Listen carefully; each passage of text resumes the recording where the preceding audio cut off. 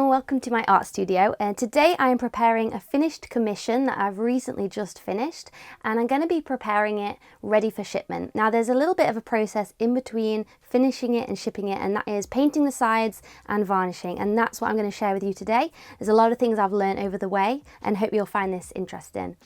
So first of all, I like to paint the sides. Now this is an acrylic painting, so here I need to mix exactly the same colours as I have in the painting itself, and I've also got a glazing liquid just to give it a little bit more viscosity without weakening the paint. Now for the sides, this is totally personal preference. You can paint your sides however you like as an artist, there are no rules. For me, I don't like to wrap the artwork around, I like just the artwork to remain on the front. However, saying that, I do like the edges to almost blend into the background of the painting so that it kind of feels like a seamless transition, almost so that when it's hanging up, if it's not being framed, it's almost like the edges kind of disappear, and that's what I really aim for. Now to do that, I need to not only replicate the colours in the painting, but also the painting technique, and that's why you'll see me using different brush techniques along the side. Generally speaking, I will use at least 2 coats of paint, usually 3, on all the edges so that it blends really seamlessly into the painting, and over time that's how I like to do it.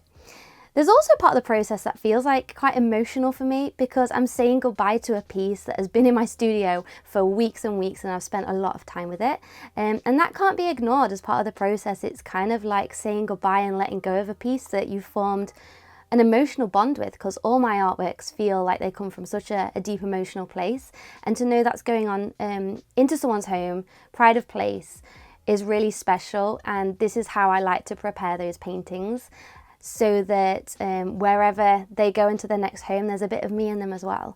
And I think it's such a nice way to do that through adding your signature as well, to know that your name will be on that piece forevermore. It's such a special part of the process.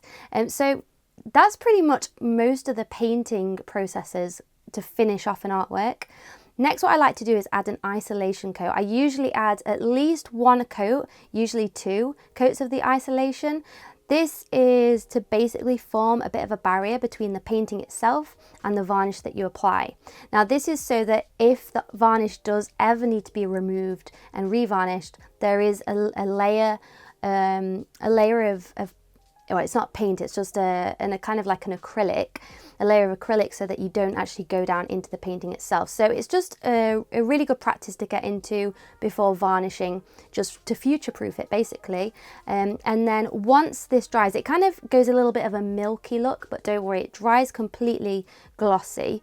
Now this varnish that I'm using now is a matte varnish, which was what the client preferred, and even though the isolation coat is in gloss, that's just so that it's a really nice even layer with like a really even texture, so that when you then go on to add the varnish, it's all nice and even and you get a really good layer, especially with those foam brushes that I like to use.